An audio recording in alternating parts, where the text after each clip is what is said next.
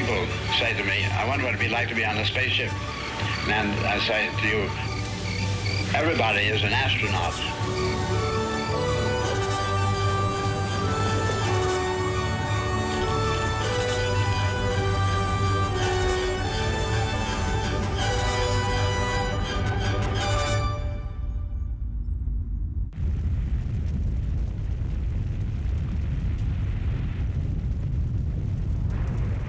Sunlight fuels Spaceship Earth. Humanity has built an engine that uses that fuel in its most powerful form. But now we are forced to ask, how far can it take us? Fire made us human in the past few hundred years, and fossil fuels made us modern. And now we burn each year in the world 19 cubic kilometers of these rotted remains of primeval swamp goo. The fossil fuels have created our wealth. They've really created our civilization. They have enriched the lives of billions of people. But they have rising costs to our security, economy, and environment that are eroding, if not outweighing, their benefits. That's why we need a new fire that makes us safe, secure, healthy, and durable. You have to look at the scale of our energy supply system. It's huge. It's been built up over more than a century. You're not going to quickly replace it. The amount of investment that would be required would be fantastic. Oil is very unique. It's very dense. It's easy to store. It's easy to move around the world. If you project the amount of energy that's in a barrel of oil, it's about 6 billion joules of energy. And if you translate that into how much work would that be for a human being to generate that much energy? I think it works out to in the order of 6 years. And if you had that person paid at U.S. minimum wage, that barrel of oil would be worth, something like $140,000. That's how concentrated and valuable and useful oil is. The fossil fuel engine shaped the technology and landscapes of the 20th century. It gave us the power to gain more power, to harness rivers, to wage new kinds of war,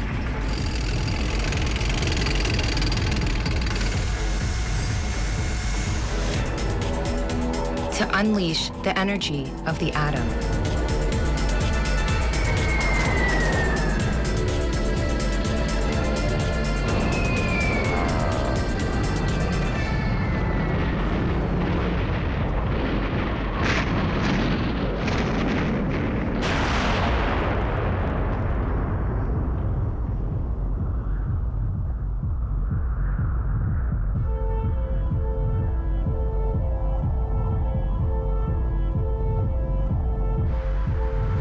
Energy is the master resource. That resource is provided via a system that wraps around Spaceship Earth. We're burning 88 million barrels of oil per day. That's the rate of supply that's required to run society.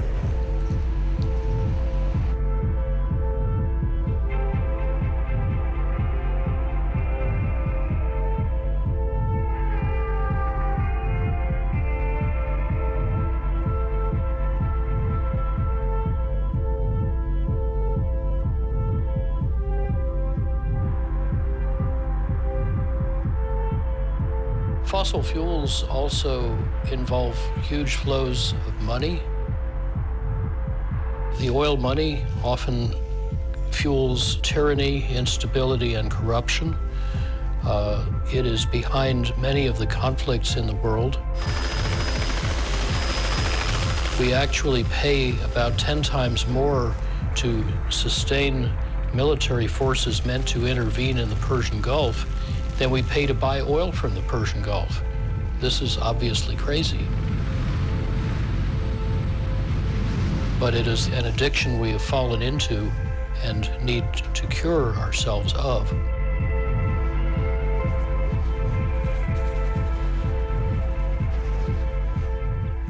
If the ability to grow oil supply ceases, and that's likely to happen sometime before 2020, the geopolitical issues will only accelerate.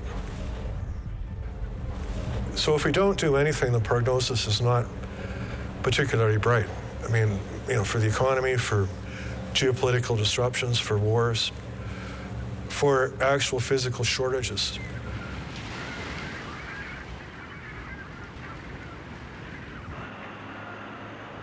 So all of these unconventional energy sources, I do think that they'll grow rapidly, partly because a lot of the easy oil and gas is already gone.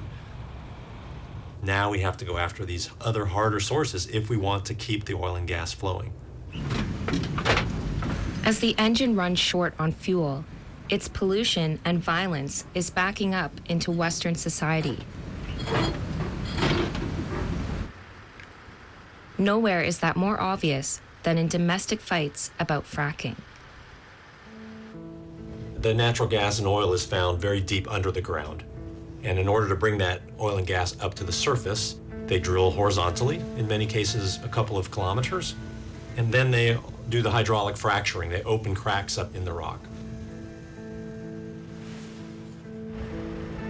But one of the things that makes it especially hard in the United States is that the people living on the land don't necessarily own the oil and gas below it. So we have people who own the property, may have lived in a house or on a ranch or on a farm for 20, 30, or 40 years, don't own the mineral rights. In many cases, don't know that they don't own the mineral rights, and then someone else comes in and puts drilling on their property.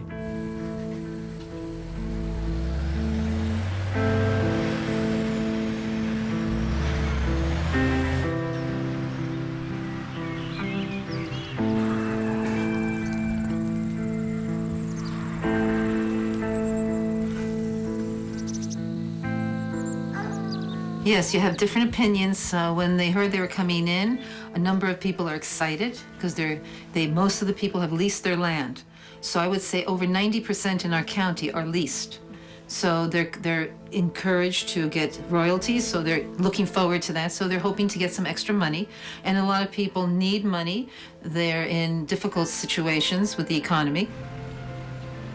So they don't think about what it could mean. So for them, it's just, I'm going to get extra money. And then there's others, like myself, who are very concerned about the industrialization and the contamination.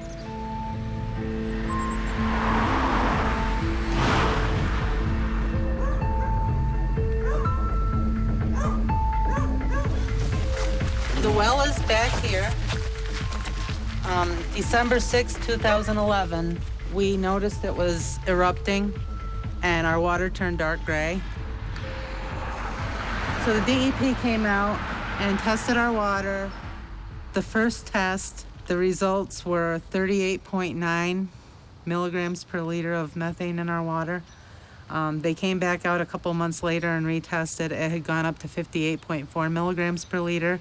That's in our water. It's real funny that we had wells drilled on both sides of us, and next thing you know, we got problems that weren't there before, you know. It's very controversial in our area.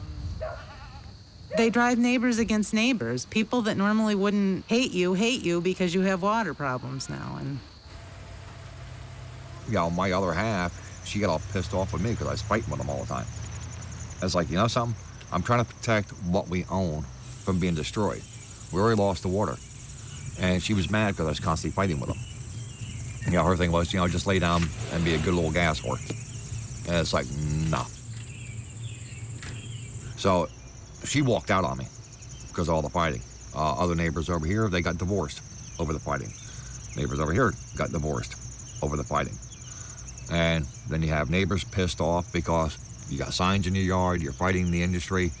You have other ones that from the town, well, there's nothing wrong with our water. Well, thank God for you, you don't have a problem. But over here, we do.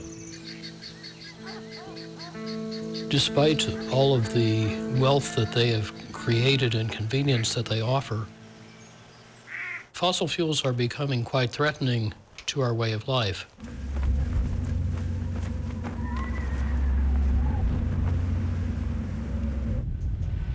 É o que eu digo de uma crise civilizatória. E uma crise civilizatória não tem como ser enfrentada a não ser por todos.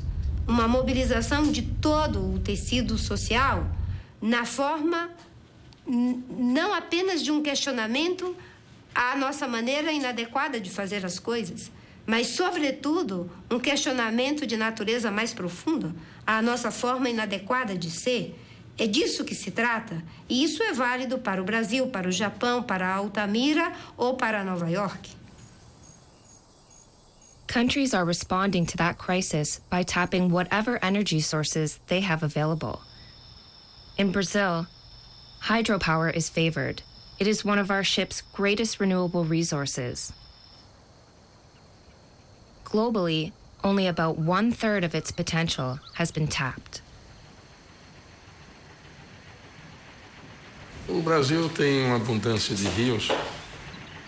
Nossa matriz energética ela é basicamente feita pelo aproveitamento dos rios.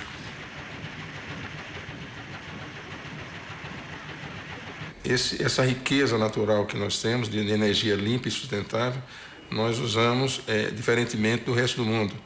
O Brasil, 70% a 80% da nossa energia é a energia hidroelétrica limpa. Brazil's biggest hydro project is on the Xingu River.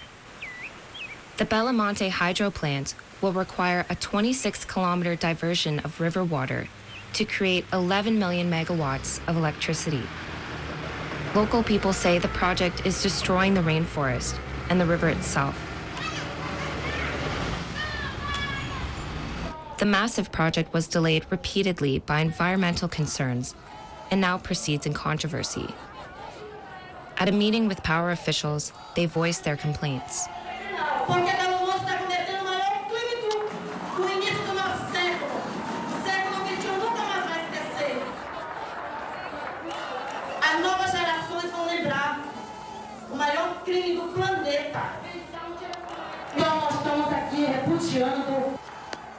Belo Monte, ela não traz só o impacto ambiental, né?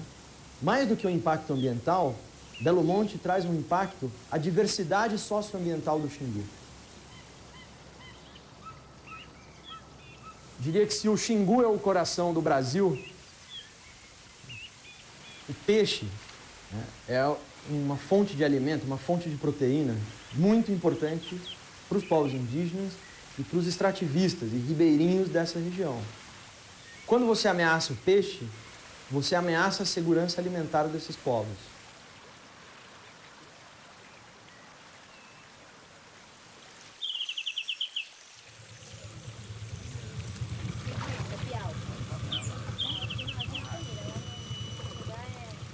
Que é exclusivamente para enganar a gente, para mentir, para quem não vai dar esse impacto todo. Isso não vai dar esse impacto todo.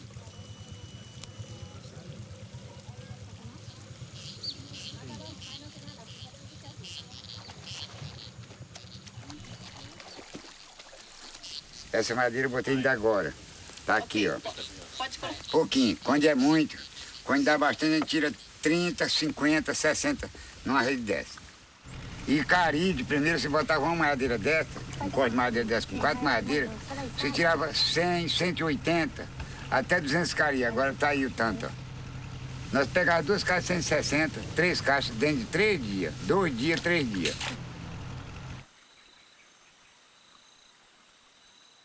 Hoje nós passamos 5 dias e não pega 3 caixas de 160.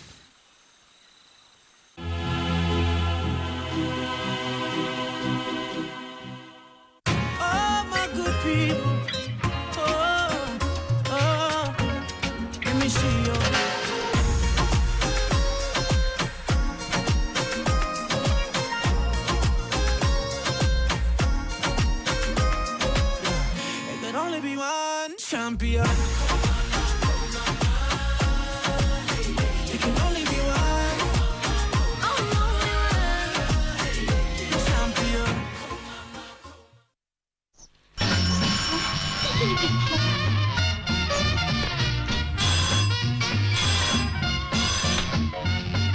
Πέτρα τον λένε. Μα θα του σπάσω την κούτρα. Τελείωσε. Τελείωσε. Τους... Ένα για αυτό όλα παιδιά. Λέω μαμί. Μαργαρίτσα ή μαργαρό. Χάρη, χάρη. Χάρη, χάρη. Ήχος ενώ. Μέστρο, δώσε τόνο. Μη ήρε. Όχι ρε σε μένα. Στράτα, στράτα.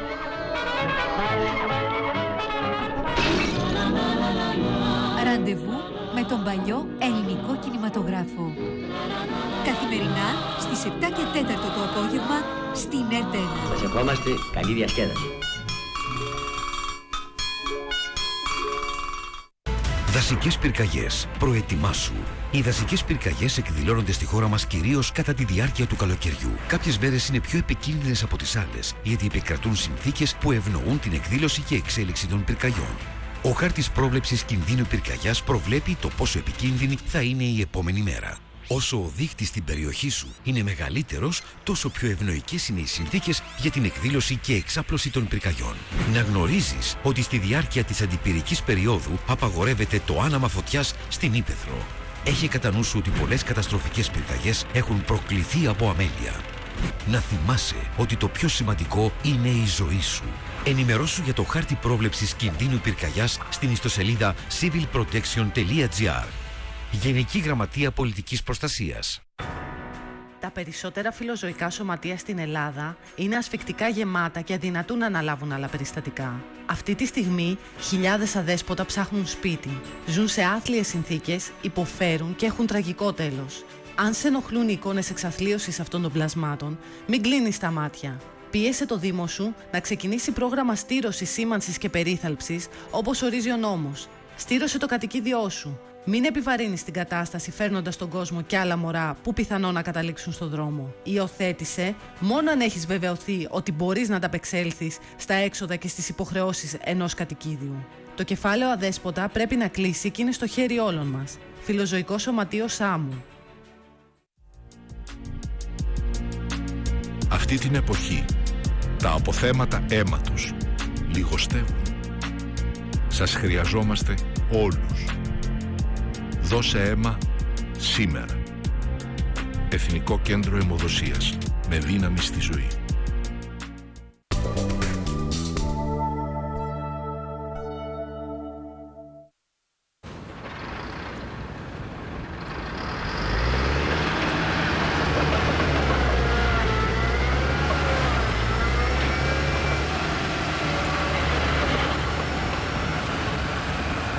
Esse é um projeto muito complexo. Do ponto de vista social, há uma situação de alto impacto negativo para as populações locais. Aqui no Brasil, e eu particularmente, não temos uma posição ideológica contra as hidrelétricas. Elas são uma fonte de geração importante para o nosso país. Mas não podemos ficar refém de uma única fonte de geração. Existem muitas coisas que podem ser consideradas nas zonas isoladas, como no caso da floresta amazônica ou no Nordeste, mas também dentro das grandes metrópoles temos grandes dificuldades econômicas e sociais.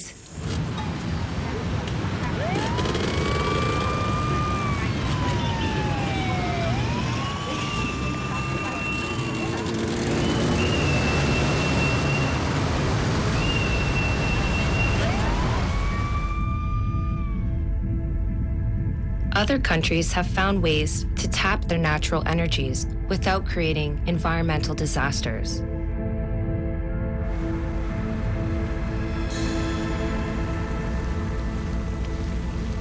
We are very lucky. We're situated on the mid-Atlantic ridge and where the North American and the Eurasian plates combine. We are a volcanic active country that has the geothermal resources underneath to tap into. We've been using geothermal obviously for a long time. It used to be for bathing, for heating houses. Women used it for washing clothes, and that was a big thing in Reykjavik.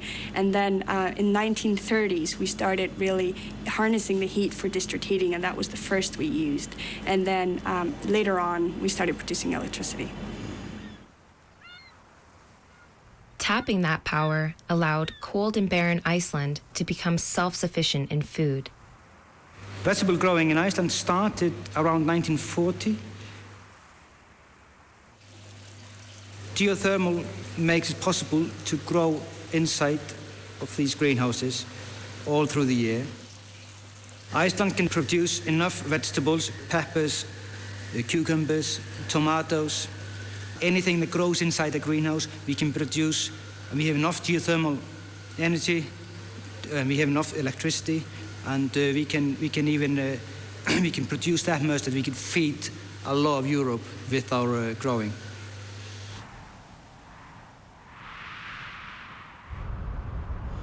Underneath us is a geothermal reservoir, so we have hot water and steam in the ground, very hot, about 250 to 300 degrees Celsius.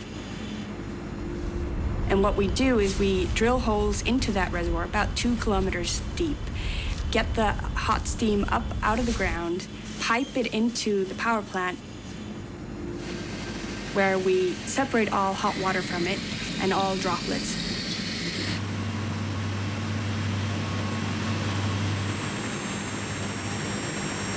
Take it into a turbine and generator set and produce electricity. We use the hot water that comes out of the turbine to preheat cold water from the ground, and then we heat that water even further up with the hot water and then send it to Reykjavik for district heating. I think it's about 30% of our electricity that comes from geothermal, but over 90% of our heating comes from geothermal, which has tremendous health and social benefits for the country because you don't have to worry about gas or oil to heat your houses, which we do all year round. So the rest of Iceland's electrical production comes from hydro resources. We are a very renewable country. We make our electricity with either geothermal or hydro.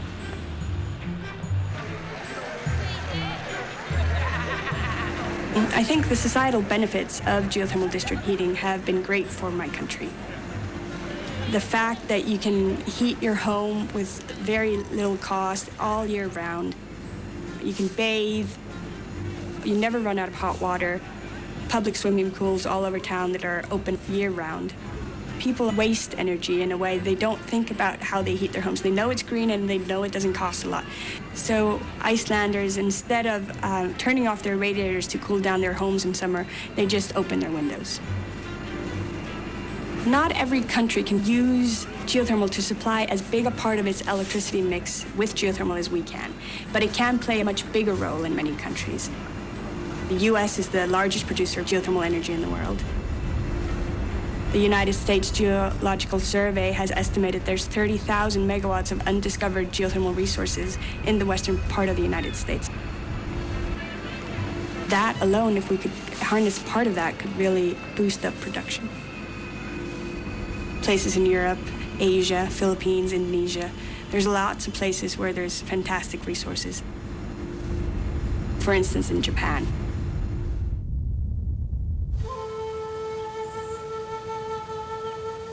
Japan is also a volcanic island with abundant geothermal resources. But its hot springs are sacred spaces. For its energy, Japan chose to rely on nuclear power, despite its terrible past.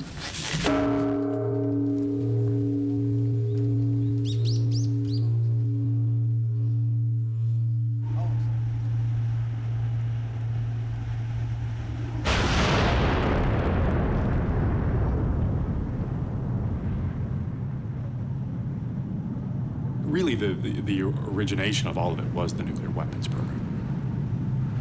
The atom had this ability to create energy. If you did certain things to it, you could get it to split certain atoms, and then they released this energy.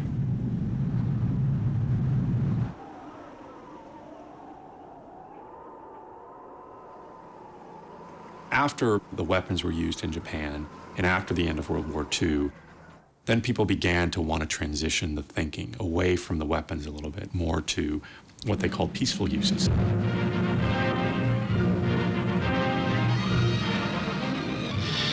This too is atomic energy harnessed by American scientific genius to benefit all mankind through dramatic new discoveries in industry and agriculture, biology and medicine. 10,000 scientists and engineers are at work to prove that atomic energy does not mean only the atomic bomb. That led, in many ways, to the nuclear power fleet. Most of the reactors that we have were licensed in the early 70s and between then and the early 80s. And they were designed in the 60s. After you paid for the reactor, it's cheap to operate. So that's a big factor in the staying power of nuclear. And the other piece is really the advantages from a climate perspective. People talk about nuclear as the solution to the climate problem. I don't think in the end of the day, because we don't have any real restrictions on climate emissions and carbon emissions, that utilities have actually decided to use nuclear for that purpose. The U.S. government under President Obama launched a program to support the development of nuclear power plants because of climate change. It seemed that finally nuclear power was going to make a big comeback. It was going to expand. In Japan, it was going to be perhaps 50% of electricity. It was being reborn in the United States. And you saw around the world a very upbeat view about nuclear power. And that was what people called the nuclear renaissance, where the Chernobyl, the terrible nuclear accident of 1986, was seen as being far in the past. And then came Fukushima.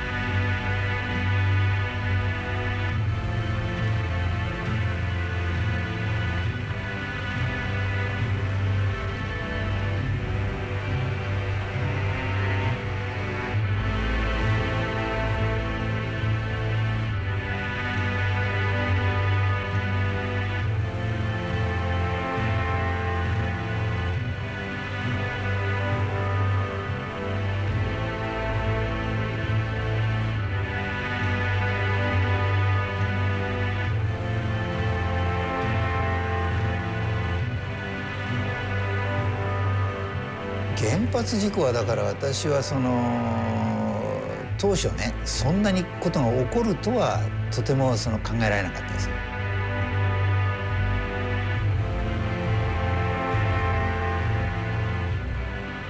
ああいう、爆発が起こるとか要するにそれなりに当然対応するだろうと。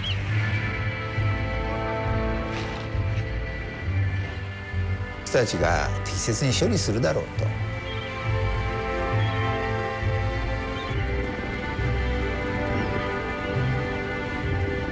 そのぐらいのねセーフティーのいろいろ何が起こったらどうって種類のことは全部手打ってあるだろうから最悪のことにはならないだろうと思いながらずっと見てましたよね。だから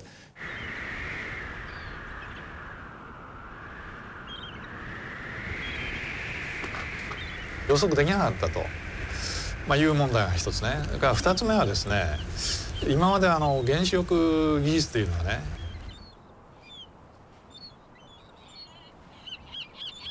2つ目はですね、今まで原子力技術というのはね、十分安全が担保されてね、それを推進してきたというふうに私も信じていたもんですからね、それが全く裏切られてしまったと。そこでですから非常に大きな反省はね、原子力のようなひとたび事故が起きればね、大変な災害をもたらすような危険な技術をね、人類社会がね安全に管理していけるかどうかね。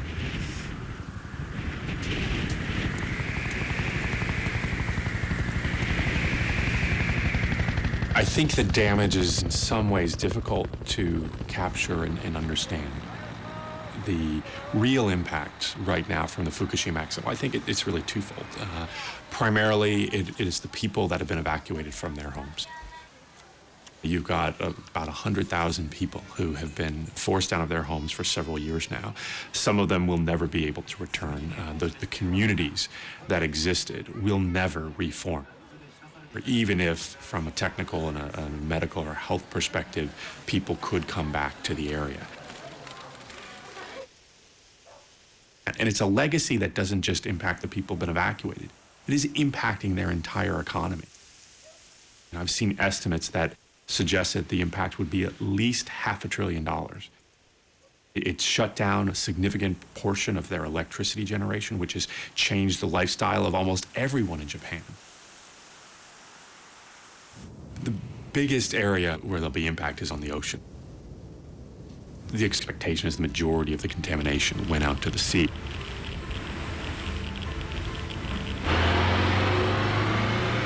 You had a natural event like the tsunami, which to some extent was a localized in time event. It happened and then the waters receded and you had a tremendous tragedy with people dying.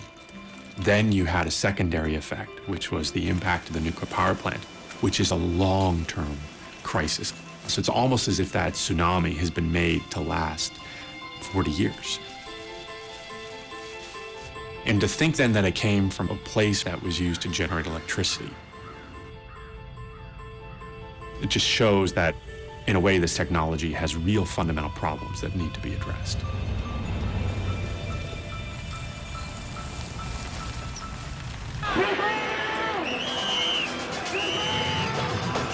Everywhere in the world, people reconsidered nuclear power. Now it's a nuclear patchwork. So it's a very mixed picture, and it's a far less self-confident, exuberant picture than it was just a few years ago. Some countries decided to continue, like France. China had a pause and then has renewed it. Finland said yes, Abu Dhabi said yes. But nuclear power has greatly slowed down. Germany said no.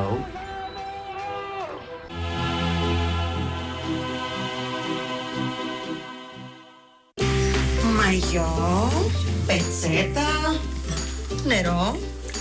Τι δεν παίρνω ποτέ στην παραλία? Πλαστικό. Κατεβαίνω!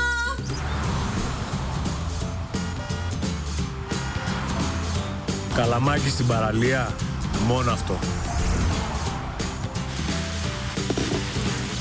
Το μενού δεν έχει πλαστικό. Η παραλία δεν είναι μιας χρήσης. Γιατί να είναι το ποτήρι σου? Η μεγάλη επιτυχία του καλοκαιριού, παραλία χωρίς πλαστικά. Αυτό το καλοκαίρι δίνουμε μία νέα υπόσχεση. Λέμε όχι. Όχι. Όχι. Όχι. Όχι. Στα πλαστικά μιας χρήσης στην παραλία. Είσαι μαζί μας! Καθαρές θάλασσες. Υποστηρίξτε κι εσείς την εκστρατεία του Mediaset.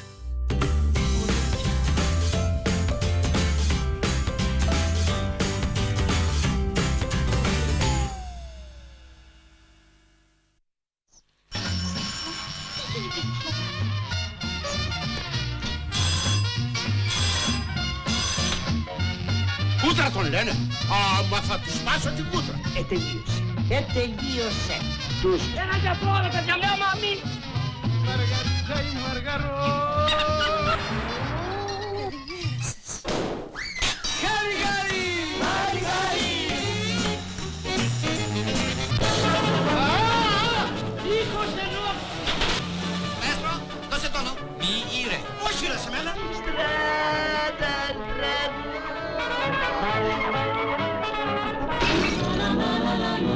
Ραντεβού με τον παλιό ελληνικό κινηματογράφο.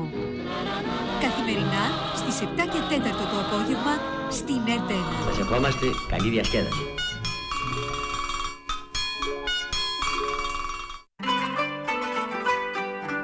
Μουσικά ταξίδια σε άλλα μέρη.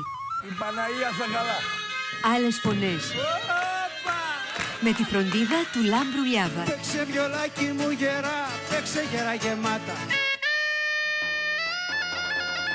Το αλάτι της γης. Κάθε Κυριακή στη 1 το μεσημέρι στην ΕΡΤ1. Είχε πει ότι τα μπάρπαρα του Παρθενώνα πρέπει να γυρίσουν στην Ελλάδα. Αν τα επιστρέψουν αφού πεθάνω, εγώ θα βγω από τον τάφο. Και λέω εγώ, είναι ικανή να το κάνει. Είχε τη δύναμη σχεδόν ενός κεραυνού, ο οποίος αναστατώνει τα πάντα. Δεν μπορούσε να περιοριστεί στο ρόλο της πολυτάλαντης καλλιτέχνητος ή της γυναίκας της φοβερής από τη στιγμή που ασχολήθηκε με τα κοινά. Θα μπορούσε με τον αυθορμητισμό της και με τη γυναικεία της παρουσία και τη δύναμή της να δώσει μια άλλη διάσταση και στην έννοια της πολιτικής. Και νομίζω ότι και οι γειτονιές τη λάτρεψαν. Πιο κολονάκι, εκεί ήταν η Μελίνα της Κοκκινιάς. Προσωπικά, Κυριακή, 4 το απόγευμα.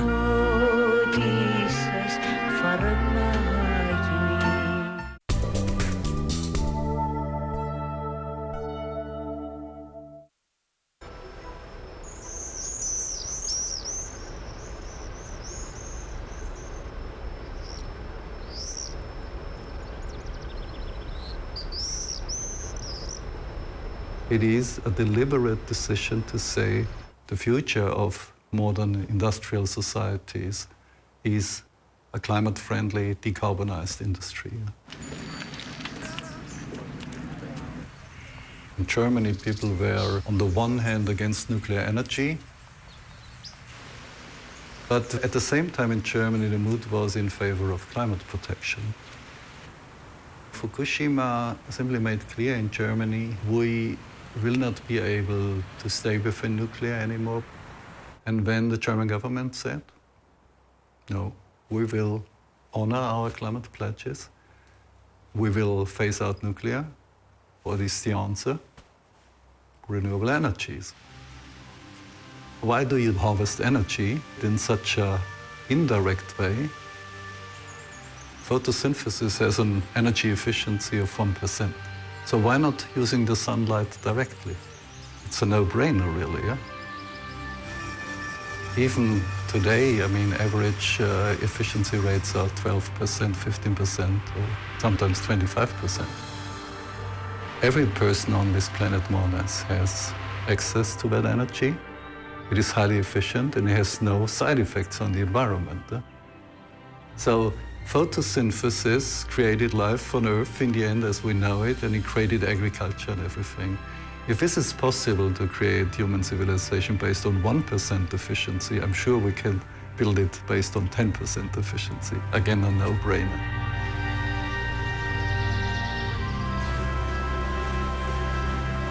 Die Maschine hier und an vergleichbaren Standorten in Deutschland produziert ungefähr 5 bis 6 Millionen Kilowattstunden je nach Windjahr. Ja, unser Ziel ist es eigentlich, dass wir zurzeit alle Privatkunden in unserem in unserem Netzbereich mit elektrischer Energie versorgen können. Das sind 190.000 Haushalte und das schaffen wir zurzeit auch mit unseren insgesamt über 100 Windmühlen, die eine nominelle Ausgangsleistung von 250 Megawatt haben. Wir haben in Deutschland eine Produktion aus der Windenergie heraus, die fast bei 10% liegt. Und von erneuerbaren Energien insgesamt sind wir, glaube ich, bei 27% zurzeit. Das heißt also, der größte Teil der erneuerbaren Energien wird aus den Windmühlen oder mit Windmühlen produziert. In other parts of the world, wind energy has all sorts of critics. Wind is like hydrocarbons. There's sweet spots and then there's the rest, right? Wind has to be located in very good locations. The other issue with renewables like wind and solar is intermittency. And it's storing that energy during periods when there's no wind. And the typical backup for that is fossil fuels. When the wind is blowing, we generate with wind, but when it's not, then we have to fall back on something reliable. Otherwise, the grid becomes, very unstable.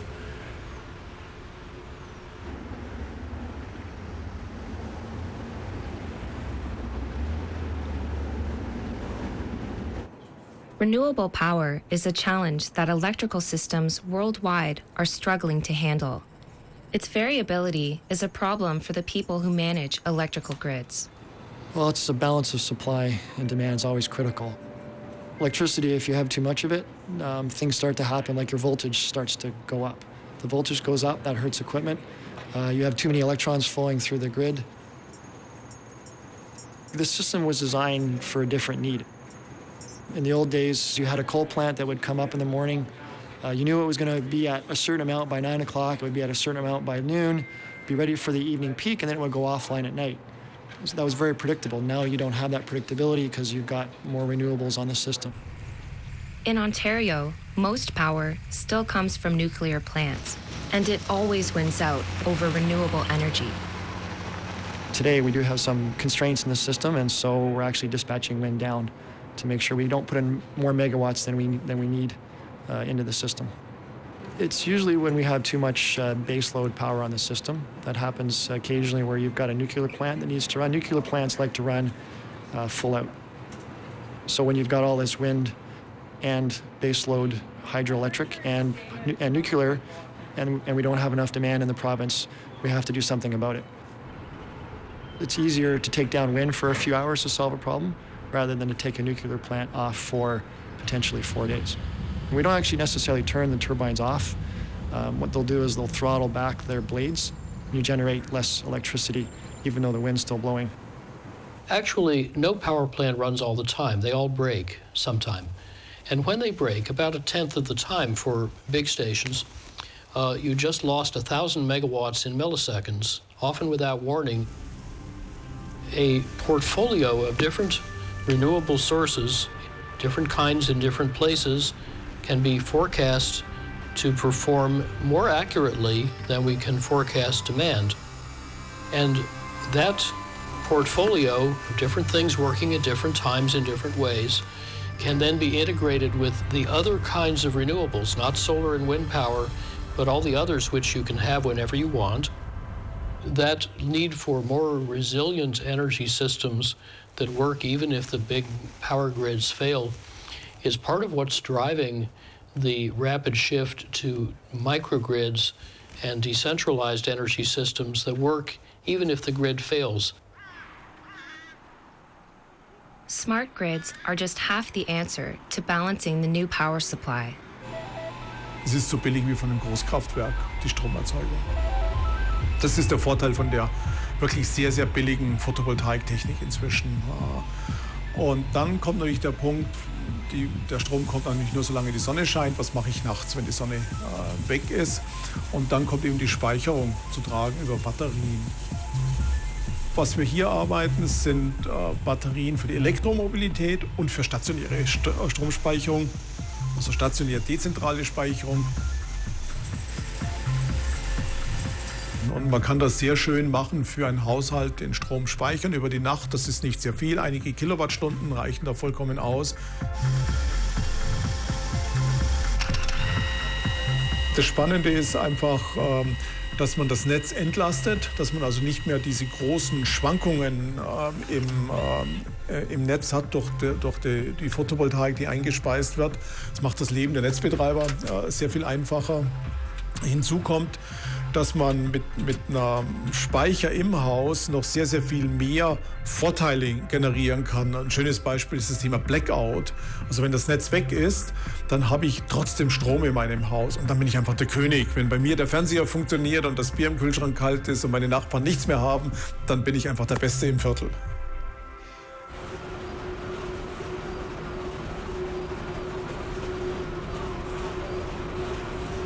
In North America, there is considerable opposition to wind farms. Oh, we thought they were a good idea when we first heard that they were going up, say, in the Ripley area, until a fellow that I used to work with years ago, he was getting sick, and his wife especially was getting really sick.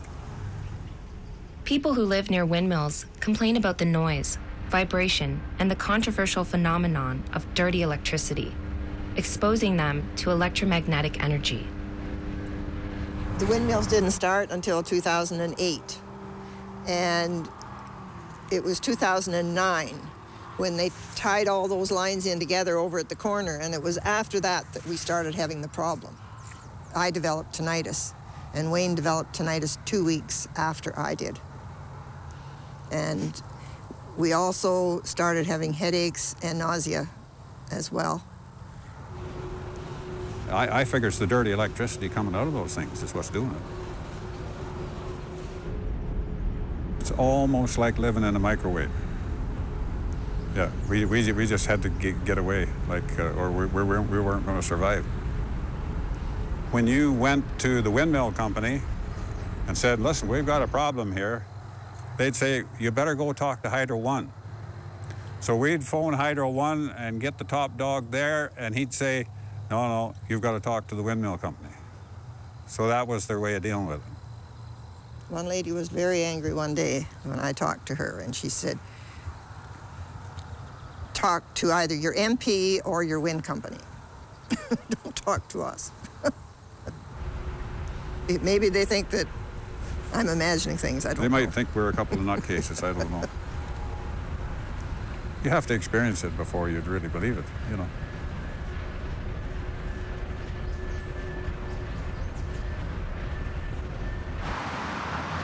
Es gibt in unserer Gesellschaft immer Menschen, die unter technischen Aspekten leiden müssen. Das sind die Anwohner einer Autobahn oder die Menschen, die in der Nähe von einem Flugplatz wohnen.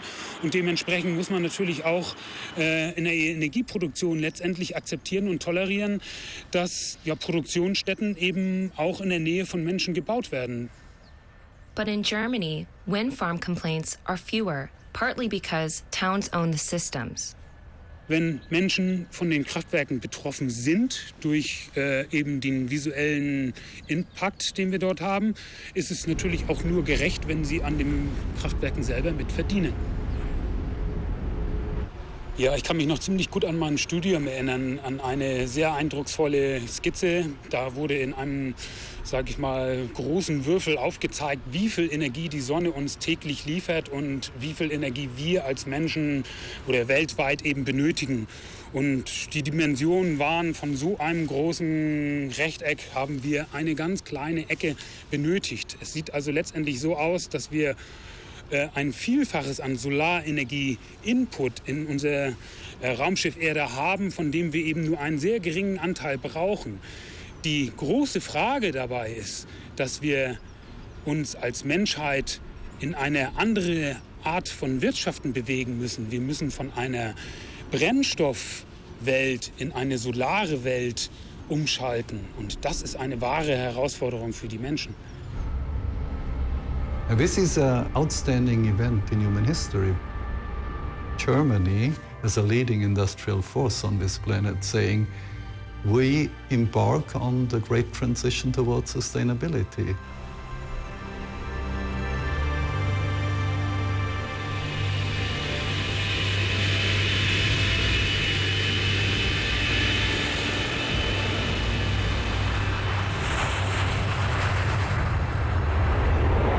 I think there's not a chance that collectively renewables can replace the current energy throughput.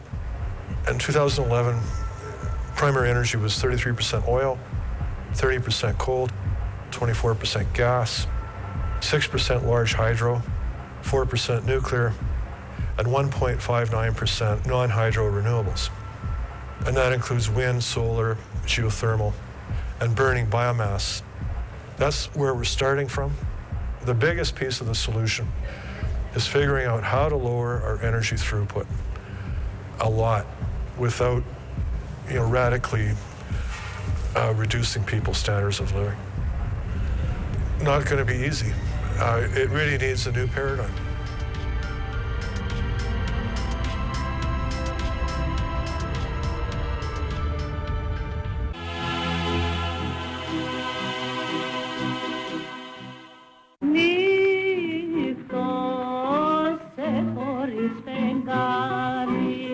Ελληνικά και αγαπημένα. Ρεμπέτικο, λαϊκό και όχι μόνο. Την ψυχή μας τη φτιάζομαι, λέει, μόνο με το τραγούδι. Ένα τραγούδι και το πορτρέτο του. Τα πάντα είναι αφετηρία για έμπνευση. Ας κρατήσουν οι χώροι. Τα πρόσωπα, οι μαρτυρίες, οι εποχές. Το να γίνει η λέξη και ο ήχος ένα είναι το αίτημα να γίνει ένα η ζωή και ο θάνατος. Τα τραγούδια που έγραψαν ιστορία. Καθημερινά, 7 παρατέταρτο το απόγευμα, στην ΕΡΤ1.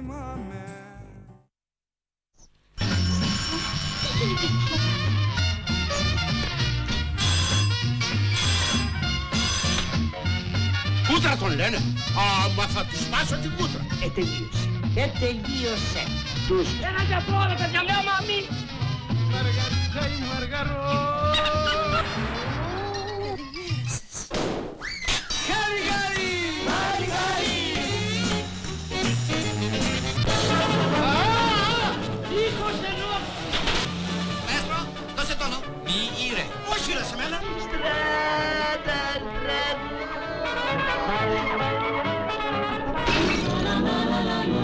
Ραντεβού με τον παλιό ελληνικό κινηματογράφο. Καθημερινά στις 7 και 4 το απόγευμα στην ΕΡΤ1. Σας ευχόμαστε καλή διασκέδαση.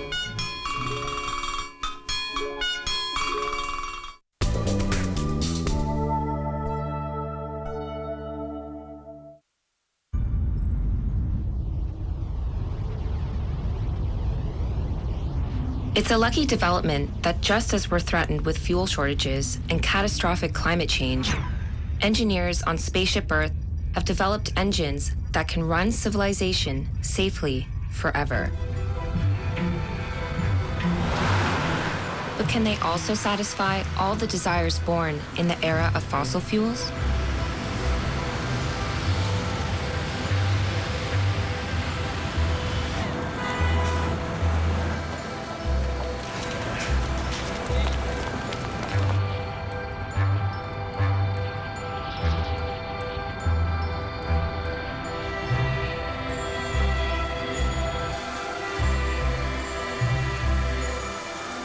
For most of our career as a species, we human beings got energy through the food that we ate, which grew from sunlight, or from animals that ate plants. And we also exerted energy into the environment by way of muscle power. Initially just our own muscles, and then with human slavery and by domesticating animals. So our use of energy was on a pretty rudimentary basis, really, until just the last couple of hundred years when we gained access to fossil fuels. Wind, solar power in its various forms are technologies that we've developed over the past few decades that could power a kind of industrial civilization that would last indefinitely. Will they power the kind of civilization that we have right now? I don't think so, because we've built our current civilization around the fossil fuels that we've been burning. Now there were companies manufacturing something that no one had ever made and sold before. They were manufacturing the most versatile power of all time, electric power, and delivering it through wires no bigger than your fingers. The magic powers of fossil energy shape the way we move, how we spend our days, and what we expect of our lives.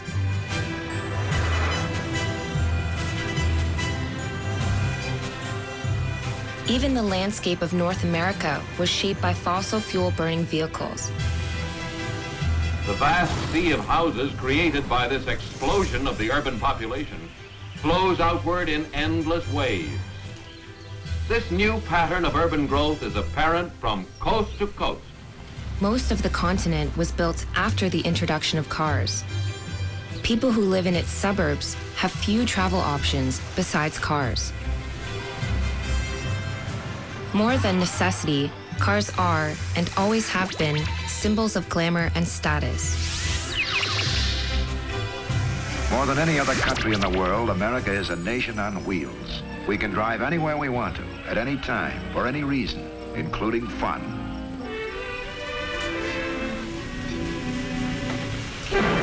Now, in our lifetime, comes one of those rare moments when a great door swings open and man enters a new age, the age of the jet.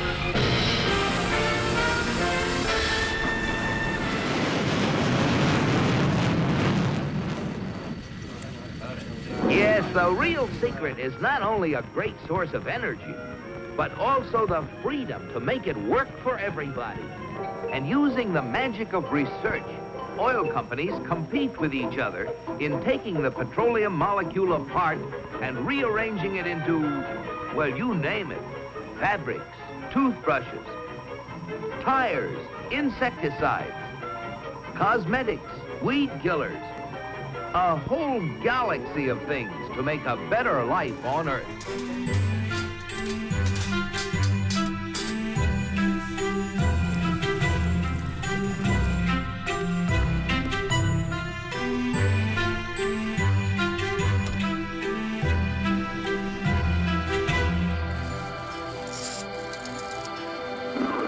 And if you have both of these things, any goal is possible. It's Destination Unlimited. You know, the so-called Green Revolution that allowed us to triple production of crops like corn and many other crops is based on hydrocarbons. The net energy return on investment for the energy and the food that we eat is about 10 to 1. So 10 parts largely hydrocarbons input, diesel fuel for tractors, nitrogen, fertilizers from natural gas, pesticides, antibiotics. Overall, it's about 10 to 1.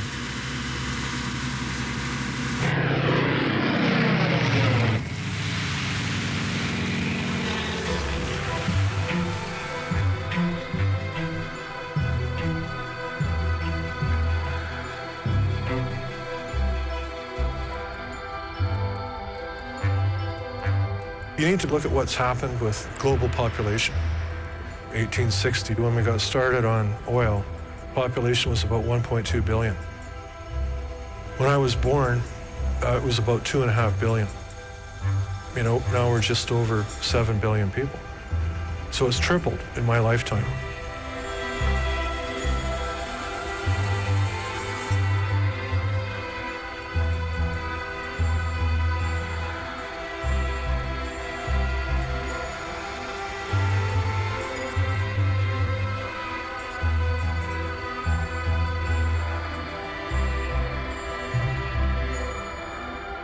The only way we really got here is because of hydrocarbons.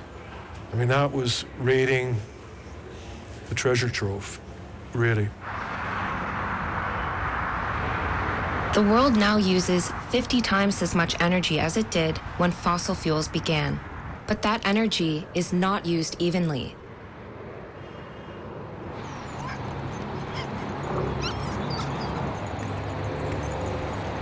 The Western world uses many times more energy than the developing world, and North Americans use much more than others in the West.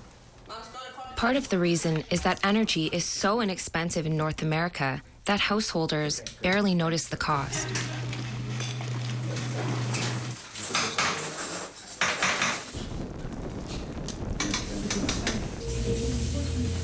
No, I don't notice energy as much as I notice the mortgage payments, you know, the maintenance on the house, the upkeep on the house. The only time I think about it is, you know, when you hit the peaks and the valleys. So, you know, we went through a really cold winter and we just got our last gas bill. It was huge. And then we noticed there was a significant change. But on a month-to-month basis, no. It doesn't really register as, oh my God, I can't believe what we're paying for hydro or what we're paying for heat.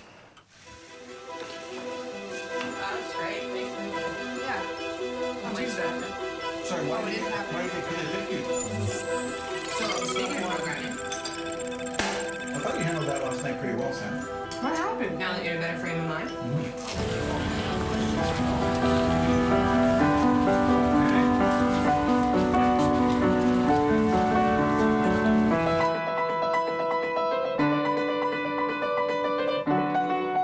Viele Leute verstehen das nicht, weil sie denken, ja, Strom kommt aus der Steckdose. Das war ein Slogan aus den 70er und 80er Jahren. Wir denken, da muss man ansetzen in der Kommunikation und den Leuten klar machen, dass das zu einfach gedacht ist. Alte Gebäude haben etwa einen Energiebedarf, der ein Faktor 10 zu hoch liegt.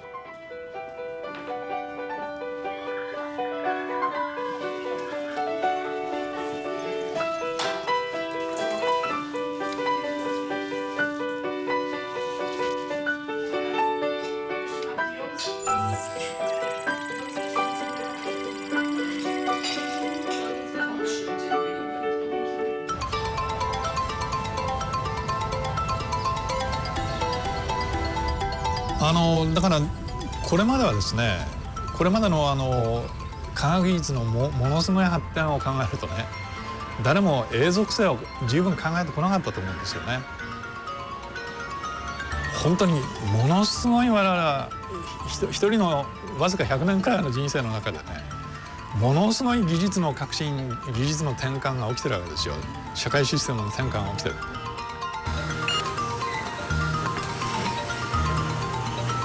いやですから大量の資源を取り出してね、大量の製品を作って、それを使って大量に今我々は、ゴミを出してるわけですね。食料に至っては先ほど 50% が廃棄されてるわけですからね。残念ながら金属資源がたかだか 50% くらいしか多分リサイクルされてないと思いますよ。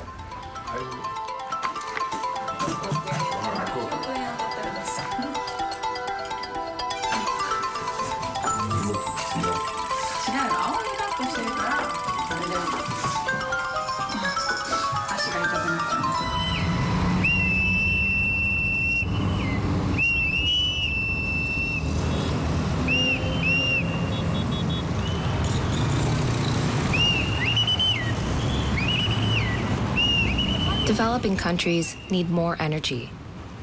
In Brazil, there's not enough to keep cities satisfied, and there is nothing at all for many rural areas.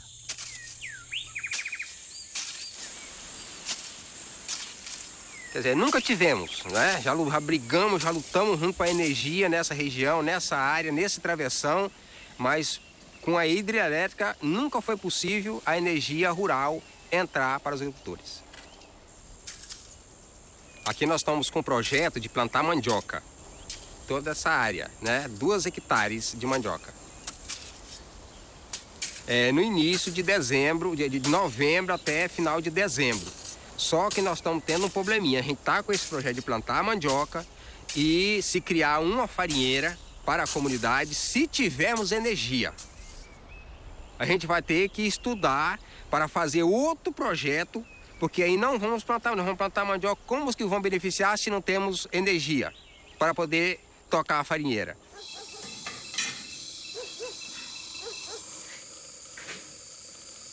Desde quando a gente chegou aqui nunca teve energia, então a gente sempre... A energia que temos é a vela. A primeira coisa é ter algum eletrodoméstico, né, para poder beneficiar. Por exemplo, minha esposa ter mais, poder dizer assim, mais um conforto, né? Porque aqui a gente não tendo energia, não tem como se a gente conservar um alimento.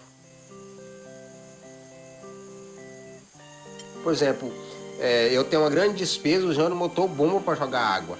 Né? Se eu tiver energia, eu posso ter um motor elétrico e o custo vai ser menos, né?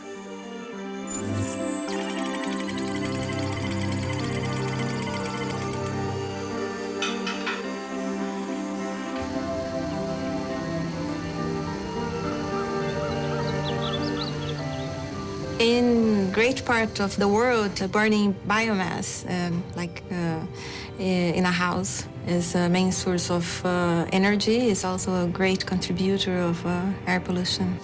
And this happens a lot.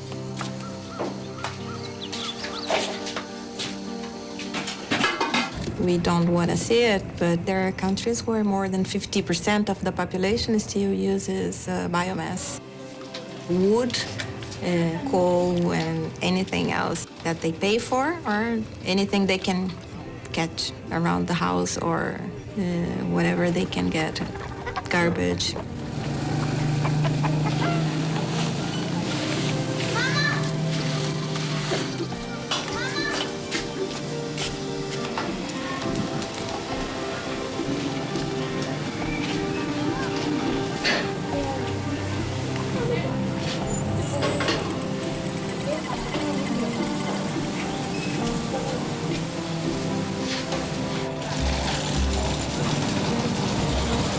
Globalization creates markets around the world for energy and all the shiny things that come with the fossil-fueled lifestyle made from oil.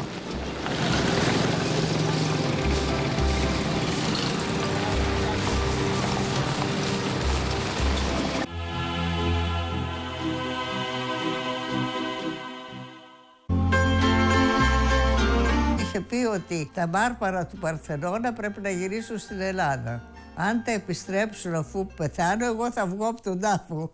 Και λέω εγώ, είναι ικανή να το κάνει. Είχε τη δύναμη σχεδόν ενός κεραυνού, ο οποίος αναστατώνει τα πάντα. Δεν θα μπορούσε να περιοριστεί στο ρόλο της πολυτάλαντης καλλιτέχνητος ή της γυναίκας της φοβερής από τη στιγμή που ασχολήθηκε με τα κοινά. Θα μπορούσε με τον αυθορμητισμό της και με τη γυναικεία της παρουσία και τη δύναμή της να δώσει μια άλλη διάσταση και στην έννοια της πολιτικής. Και νομίζω ότι και οι γειτονιές τη λάτρεψαν. Πιο κολονάκι, εκεί ήταν η Μελίνα της Κοκκινιάς.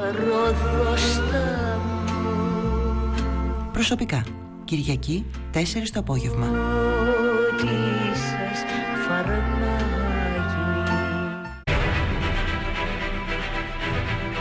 Μια ιστορία 2.500 χρόνων. Μια ξεχασμένη δυναστεία. Μια χρυσή εποχή. Ένα ταξίδι αναζήτησης της κελτικής επιρροής στην Ευρώπη, αλλά και της πλούσιας σχέσης της με την ελληνική και ετρουσκική κουλτούρα. Το ένιγμα του κελτικού τάφου. Σε πρώτη τηλεοπτική μετάδοση. Πέμπτη, 1/4 μετά τα μεσάνυχτα, στην ΕΡΤ1. Μαγιό, πετσέτα, νερό. Τι δεν παίρνω ποτέ στην παραλία? Πλαστικό. Κατεβαίνω!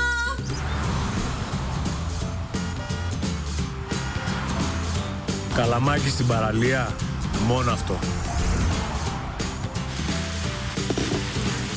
Το μενού δεν έχει πλαστικό. Η παραλία δεν είναι μιας χρήσης. Γιατί να είναι το ποτήρι σου? Η μεγάλη επιτυχία του καλοκαιριού, παραλία χωρίς πλαστικά. Αυτό το καλοκαίρι δίνουμε μια νέα υπόσχεση. Λέμε όχι. Όχι. Όχι. Όχι. Όχι. Στα πλαστικά μιας χρήσης στην παραλία. Είσαι μαζί μας! Καθαρές θάλασσες. Υποστηρίξτε κι εσείς την εκστρατεία του Megaset.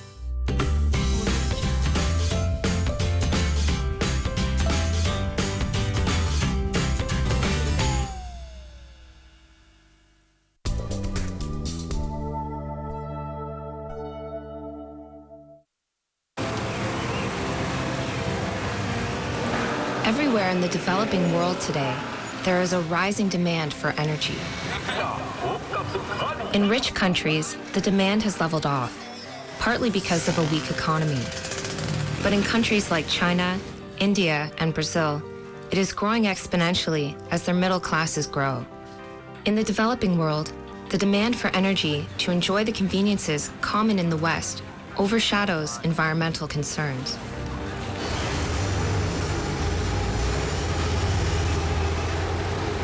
So there is the option not to grow or not to develop the economy. It's only the way we do it. Wealthy countries have so much cheap energy that they waste the majority of it, mostly through heat loss. One challenge in meeting the problem is that energy waste is hard to see, except through infrared.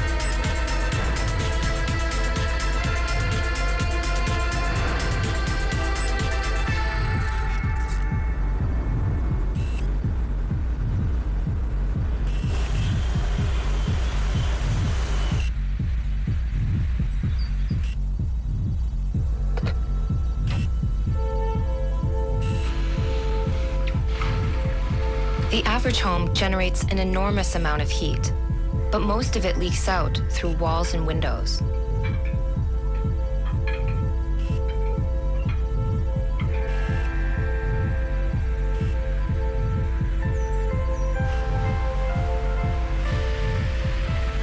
conservation is always the first step we should take.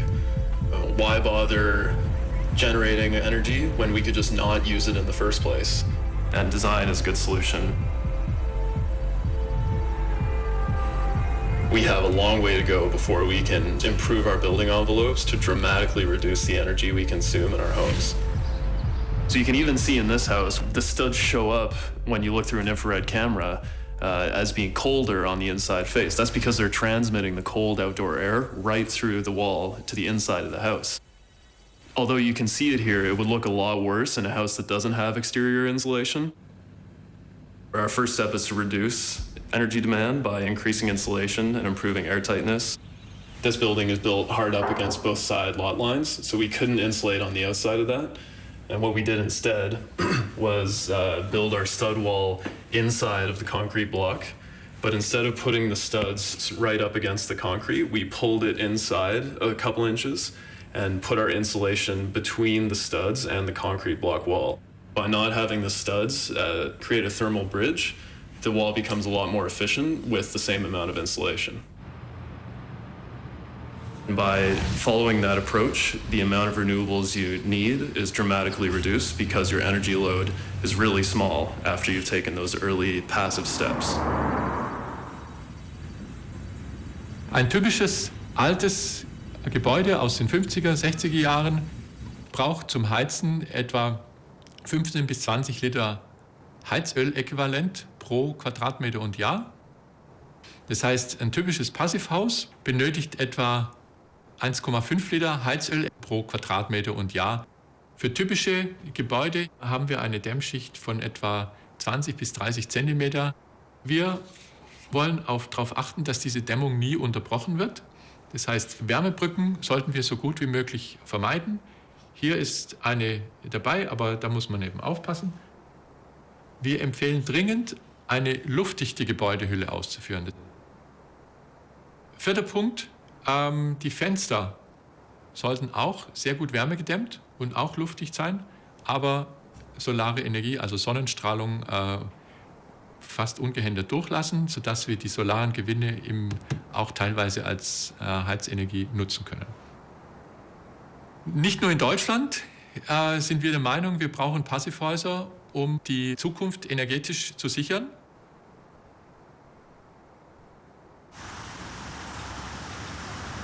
Frankfurt has a master plan designed to get the city off fossil fuels by 2050.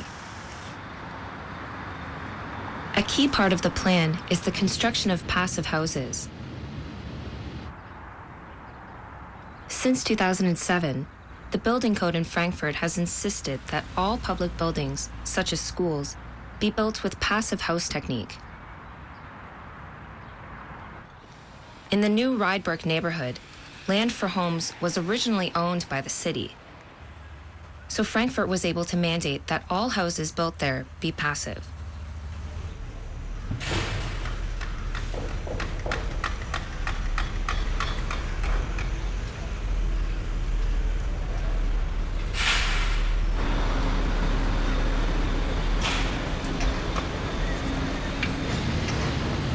For all it has done, Frankfurt officials admit that it may have trouble reaching its goal because of all its car commuters.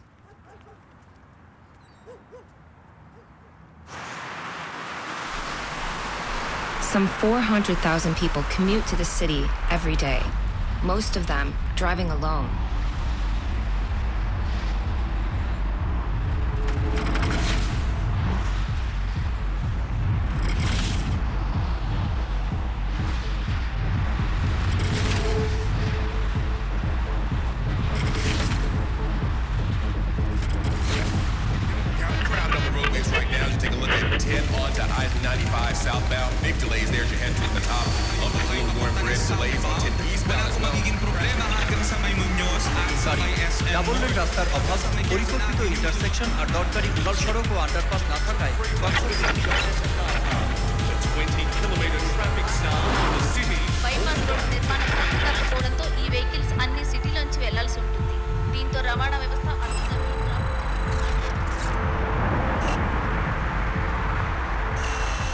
Your car uses each day about 100 times its weight in ancient plants and then it is so inefficiently used that only about 0.3% of the oil burned in your car actually moves you as the driver.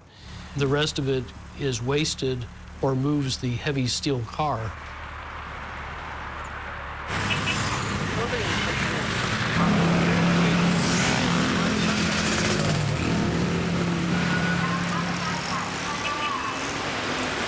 The world uses about 5 cubic kilometers of oil every year, and most of that is for transport.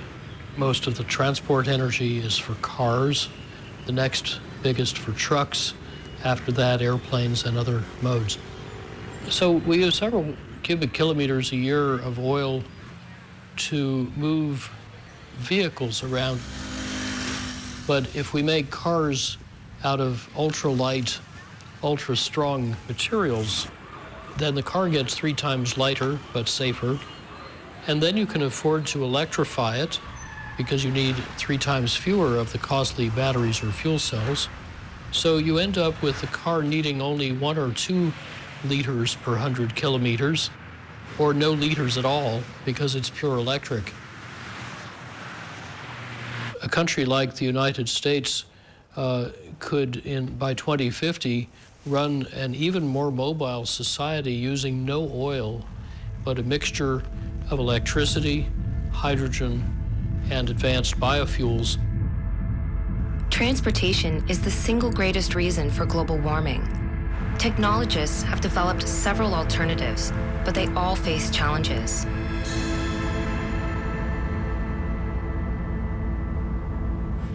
In the United States, biofuel now runs large farming operations which produce more biofuel.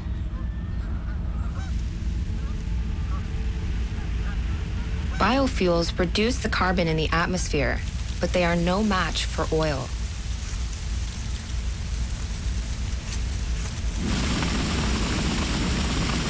We've been burning biodiesel for almost 10 years.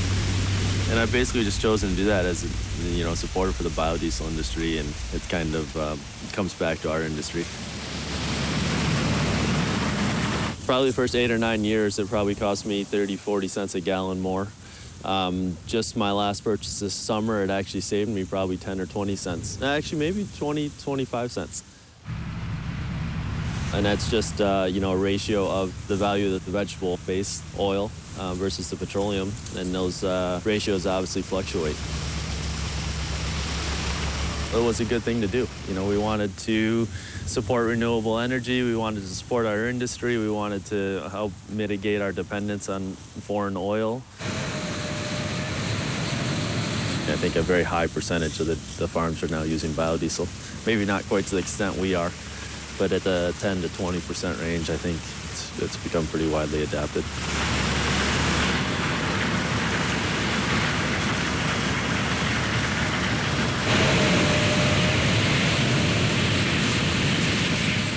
And back in the early days of oil, the net energy yield of drilling a vertical well was probably at least 100 to 1.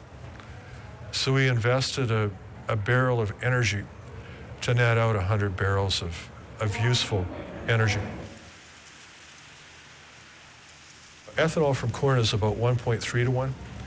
So we burn a barrel to net out 3/10 of a useful barrel of biofuels. Ethanol from sugarcane is a little better than ethanol from corn. Biodiesel made from soybeans or palm oil is certainly no more than 2 to 1. But these are all very poor sources of petroleum liquids from a net energy point of view. For society, what that means is that we spend a lot more energy getting energy as opposed to having that energy do useful work for us.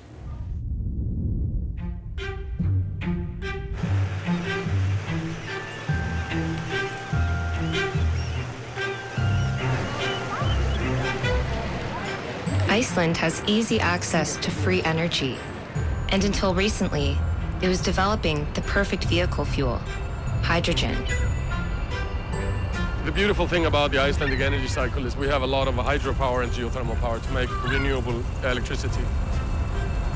Just put electricity into water, and that separates water into oxygen and hydrogen. And the hydrogen molecule actually stores the electron. and then you pump the hydrogen into a vehicle and you go through the fuel cell process. But then you can see things dripping from the tailpipe, and that's pure water. The advantage of hydrogen, you can store in a similar container size as a gasoline tank today, you can easily store about 5 kilos of hydrogen. And 5 kilos of hydrogen are going to take you 500 kilometers. Then everybody said it's all going to be hydrogen. That's the solution. And hydrogen should be mass-produced before 2010. Iceland's government decided to convert the country's transport system to hydrogen and built the infrastructure, but the revolution stalled. Car makers never did provide the cars. The car manufacturers expected the hydrogen to actually develop faster and the fuel cell would be ready faster, but it just took a longer time. We had also a recession in the auto industry, which I don't think sped research up.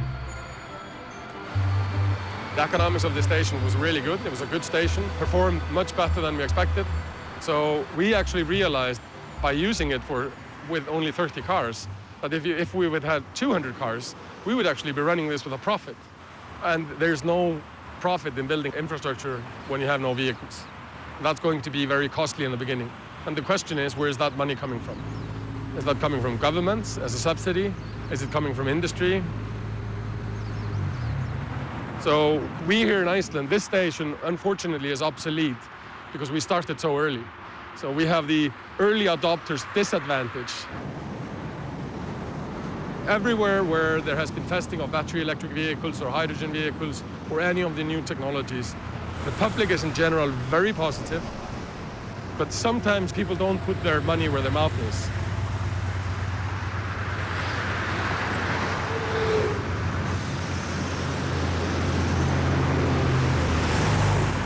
But sometimes they do.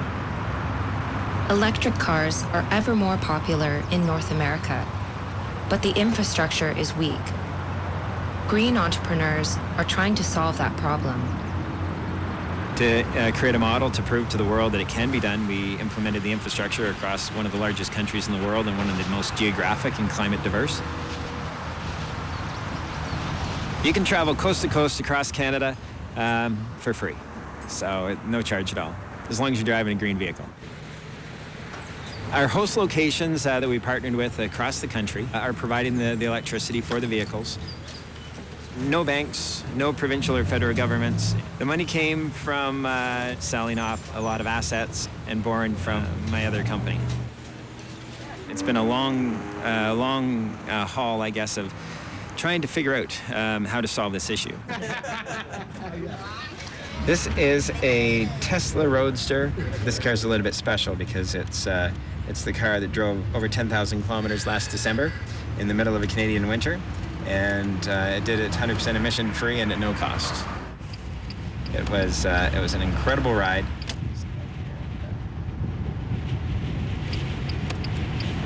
We could have had this done a long time ago if we had enough people willing to move forward and actually make a difference. And I really think that was really the impediment. We didn't have the infrastructure, the cars aren't going to come. You know, if people can't travel distances, they're not going to buy an electric car. You know, it's no different than when people were riding horses. Why would you buy a car with no gas stations? We're really repeating the same process that started around 100 years ago.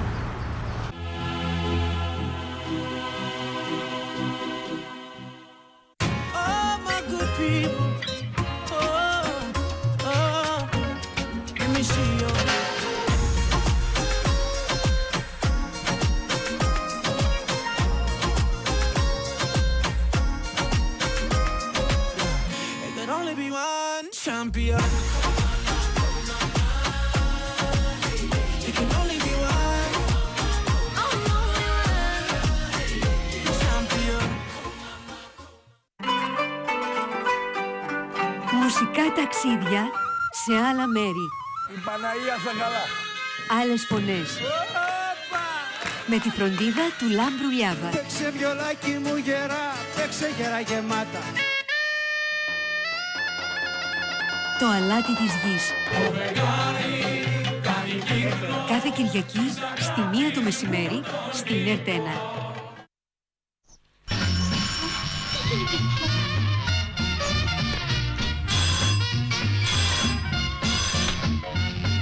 Κούτρα τον λένε. Άμα θα του σπάσω την κούτρα. Τελείωσε. Τους... Ένα για αυτό όλα παιδιά, λέω μαμί. Μαργαρίτσα ή μαργαρό. Χάρη, χάρη. Χάρη, χάρη. Ήχος ενώ. Μαέστρο, δώσε τόνο. Μη ήρε. Όχι ρε σε μένα. Στράτα,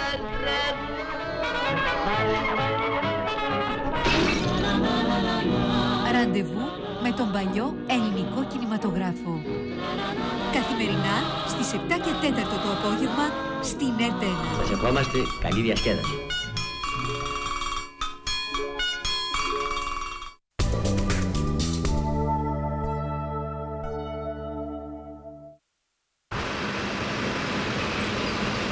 You know, my three favorite words in all of this is beware of scale when you're talking about alternatives.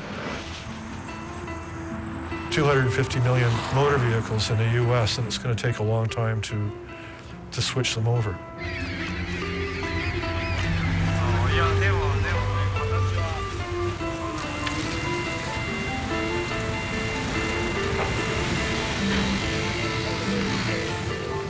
Rather than trying to keep up the level of personal mobility that people enjoy in North America, it's likely much better to make that investment in alternatives, you know, much better mass transit, and that infrastructure takes a long time to build.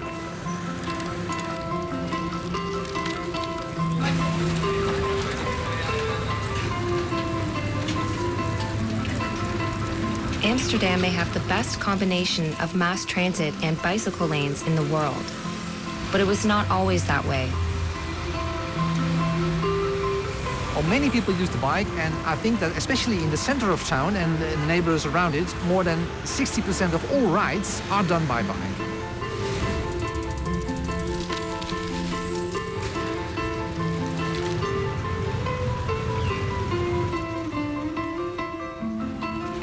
After the Second World War, the car became very popular. But for the car, you have to break down the complete city. We didn't want to do that. And there's been a lot of fight and struggle to stop cities to be broken down just for, you know, making big roads for cars. And at the same time, there was an environmental movement of people who want to say, no, use the bike, it's ecologically, it's healthy, and it's actually faster as well. So many people started to use the bike from the 70s on, and it's still growing now. We have a very dense network of cycling paths in every city. Well, one of the most important things is that they're trying to make the use of the car less. The policy is that you can reach every place by car, but it should not necessarily be along the fastest or the shortest route. So if you go from one point to another point in Amsterdam by car, you probably have to go a very awkward route to get there, and this is done deliberately. It's funny to know that in Amsterdam, many young people, they don't bother about having a car. I mean, a car used to be a symbol of status. But today, people only want transportation.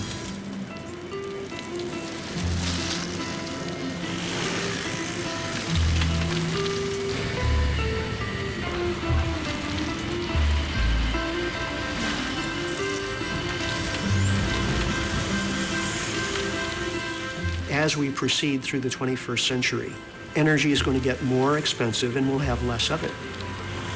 Well, that shouldn't be the end of the world. You know, we have right now the most energy available to us that human beings have ever had in all of our history as a species.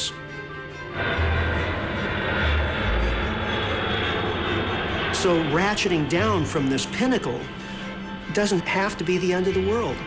It's just a matter of adjusting our expectations accordingly and using energy more efficiently. It really is not a question of how much we'll set aside. It's more a question of how much we'll have to let go along the way. And I don't know the answer to that question. We'll figure it out as we go along.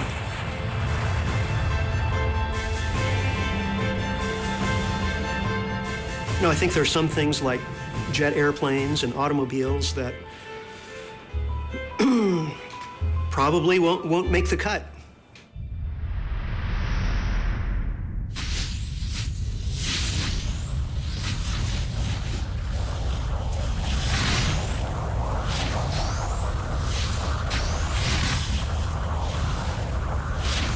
Globalization has been the biggest economic trend of the past few decades.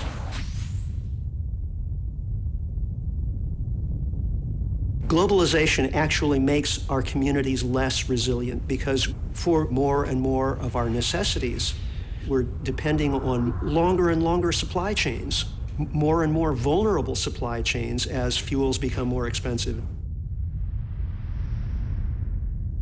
I think we're going to have to redefine wealth and poverty. We're going to have to redefine wealth downward and poverty upward.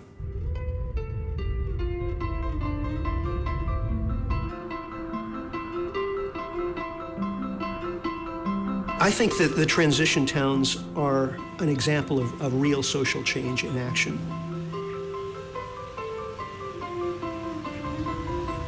The transition movement is quite an audacious idea. It's a grassroots-led thing that ordinary people make happen in the place where they live, where they try to build their local economy, decarbonise it, but to see that as a historic opportunity to do something extraordinary. So a transition group is always putting on events, showing films, setting up projects, running events that introduce possibilities into the community's consciousness.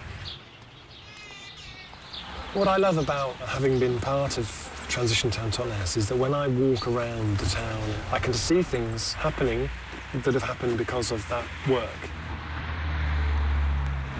So this is the Healthy Futures Garden, and this works with the local doctor's surgery and trains local people who have obesity or heart disease or whatever how to grow food. There's some leeks here, which are a really great kind of winter staple vegetable.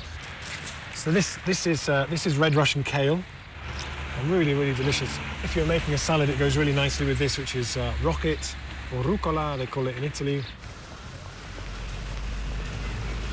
The Totnes spends £30 million a year on food, and of that, 22 million is spent through just 2 supermarkets. So more than half of what we spend on food leaves this town. The upside of that, though, is that a third of what we spend on food we spend in local shops. So our take is that actually that's the foundation on which we build the economy of the future. We run a scheme here called the Totnes Pound, which is a local currency you can only spend in local businesses with local traders. So these are the new Totnes Pound notes that we will be printing. It's not created out of thin air. It is backed by sterling, and they've got local scenes, and you can use the Totnes Pound in about 70 shops. Thank you. I shop and won't. Yeah. So the idea of the Totnes Pound, or the idea of local currencies, is to keep money in the local community, because of course you can't take a Totnes Pound and spend it in London. Everybody's happy. Brilliant. Thanks very much. I think the incentive is just feeling that you're doing something for your local community.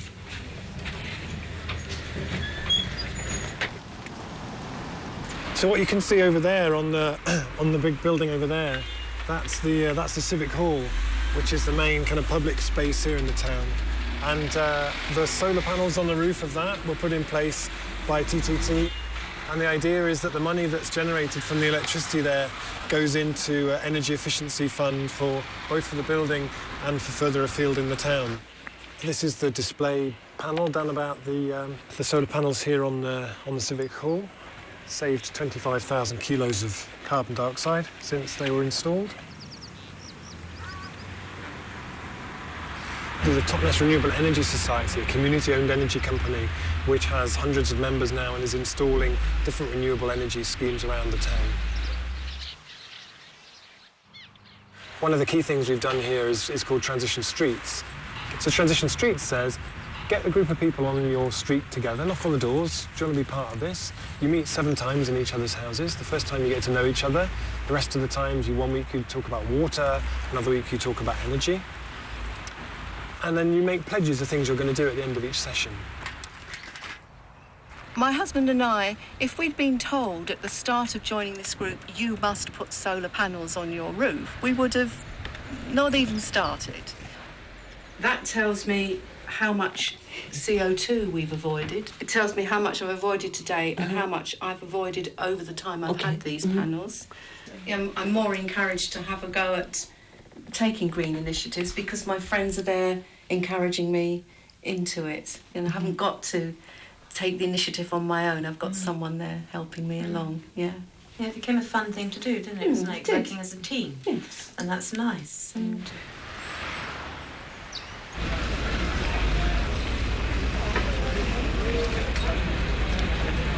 I remember there was one guy came from Germany and he said, I've come all the way to see the famous transition time topless and you still have cars. It's like, well, you know, you might want to be a bit realistic about the pace at which this stuff happens. But at the same time, a lot of what transition does goes on underneath the radar. It's about rebuilding relationships and connections and kind of inspiring people in ways that actually you don't see when you just first come and walk around the town.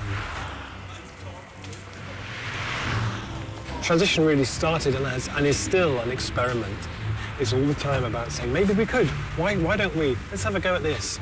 And it's that kind of creative process that I think really gives a community its resilience. I'm trying to be not part of the cash economy, so I fix bikes for pies or for fruit. Someone said he'd write me a poem. He wrote me this beautiful poem, and that's a very rich exchange.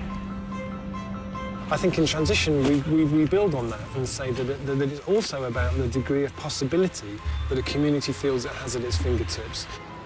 So rather than feeling you don't have any possibilities, which is a fairly bleak place to be, I think. Nobody knows how you decarbonise and reduce the oil dependency and build the resilience of community after community across the world. But the only way to figure it out is by not waiting for anyone's permission, but by having a go and starting to do it. And there's now transition groups in 44 countries, in thousands of communities around the world. And together, as a kind of learning network, we're figuring this out.